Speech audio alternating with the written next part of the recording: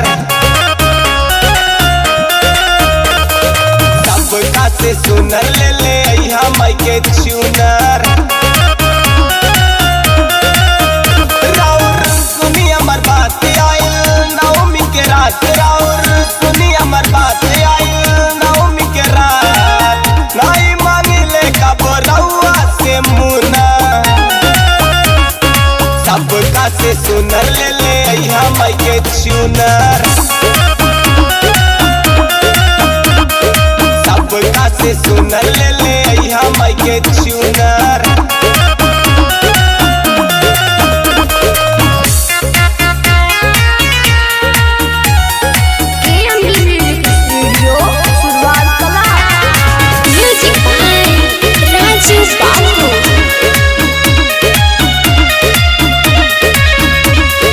यदि मोरी मैया जी खुश होई है, घरवा में ललना के सोर होई है।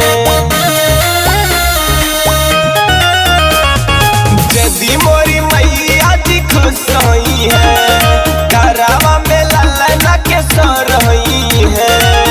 नाई फरमाइश मांगिले लइहा कूलर। सबका से सुनर ले ले अइहा माई के चूनर। सबका से सुनर ले ले अइहा माई के चूनर।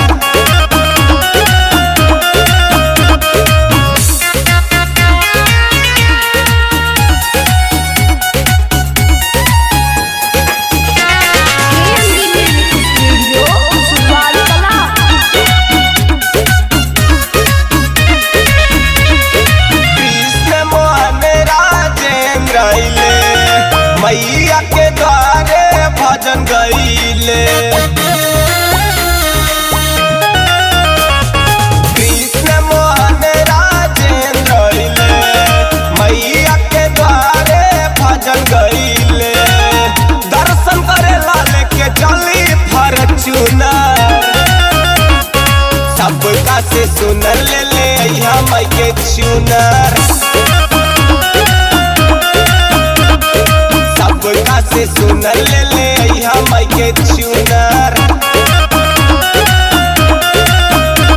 हमारे KMD म्यूजिक स्टूडियो को सब्सक्राइब करने के लिए सब्सक्राइब का लाल बटन जरूर दबाएं और बेल आइकन दबाना ना भूलें।